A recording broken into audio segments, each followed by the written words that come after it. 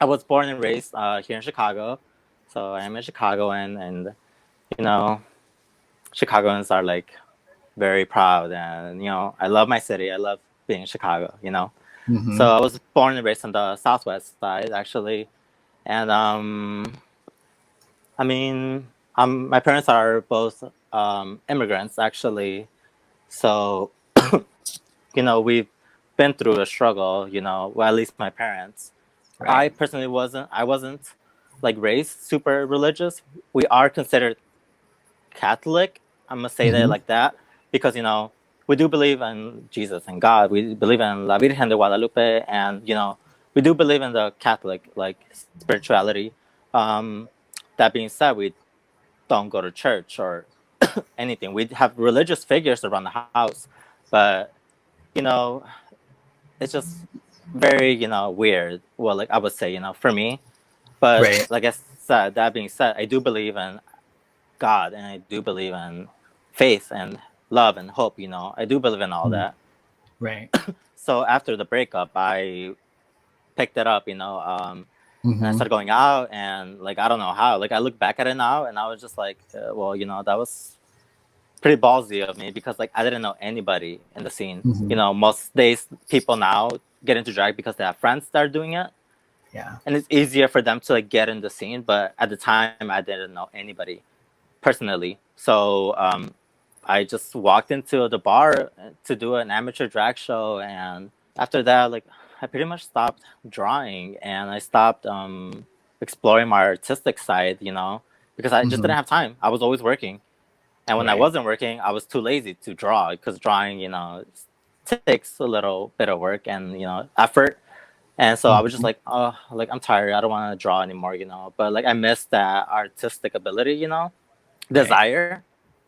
And until I picked up makeup, I was just like, oh my God, this is like what I needed, My drag has changed a lot.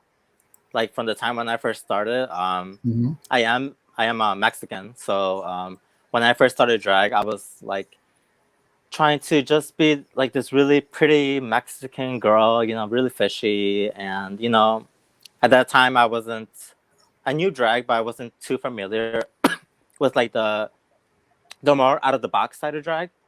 So when I first started, I tried to be very traditional and very pretty, just woman illusion, I guess. And so when I first started, I just wanted to focus on like being Latina and pretty, and it changed a lot over the years. I started getting bored of that, and it's way more animated and like fantasy. I like to say it's club fantasy. I like to mix that like element of like out of the box fantasy. It's kind of weird, kind of cool, My original drag name was 𝒬𝓊𝑒𝓃, which is 𝒬ᴖᴜ. It's a Spanish name, and my boy name is Yair. It starts with a Y. So I was just like, at the time when I first started, I was like, I need to pick a girl name that starts with a Y, like my boy name. So there's not a lot of pretty girl names that start with a Y, unfortunately. So 𝒬𝓘 was like one of the only ones I found, which I was like, that'll do, Right. So I was going by that for like the first 2 years doing drag. I started looking into the name Stargirl, and like through Urban Dictionary and all that, like what does it mean? Because I guess it has like a meaning, and like the definition, I guess, is like a girl who's weird but in a good way. That she's very bright and colorful, and she, timid but outgoing when you get to know her, and she lights up a room or something like that. And I was just like, I kind of feel like I do that, I want to know more gay people, I want to know lesbian people, transgender, queer people. I want to meet them, I want to have relationships and get to know people, because like I just felt like that's what I was missing, and being a queer person, I feel like you need to have that those kind of relationships in your life, to inspire you to just I feel like it's a necessity almost, and like I was craving that necessity.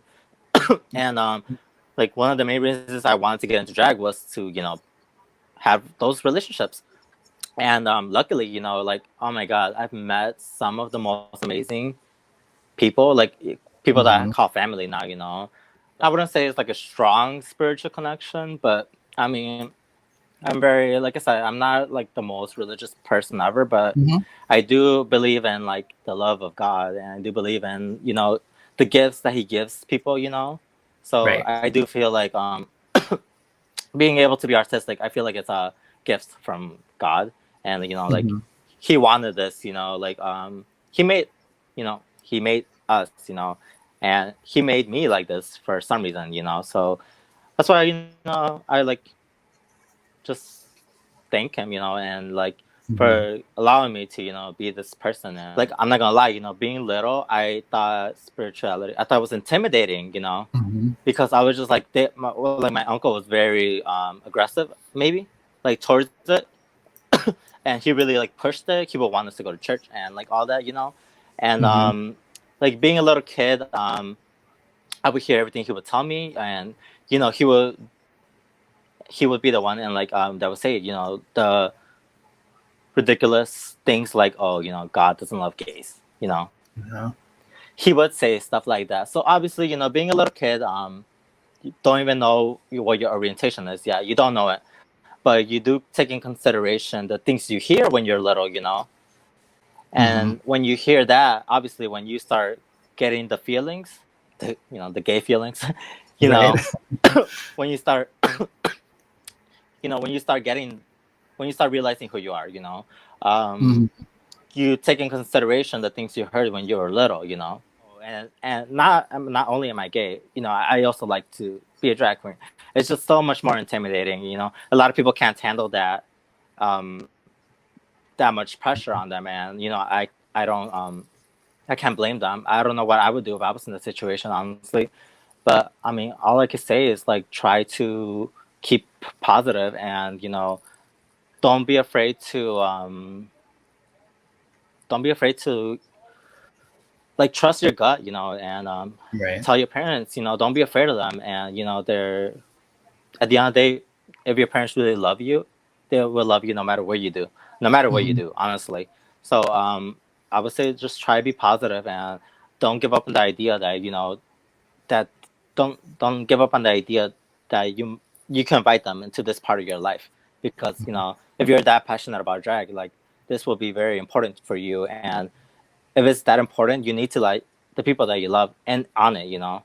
Right. I think the goal is always just to elevate yourself, you know, for yourself, but also, you know, for like I guess the, you know, at the end of the day, some drag queens have fans, which is crazy, you know.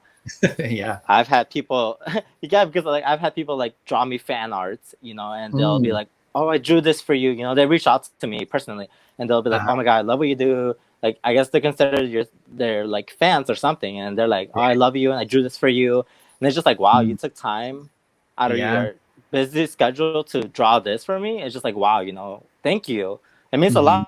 lot, you know, that what I'm doing, like that you like what I'm doing, and that you take time out of your schedule to share that love for me. You know, it's just like, wow, thank you so much. You know.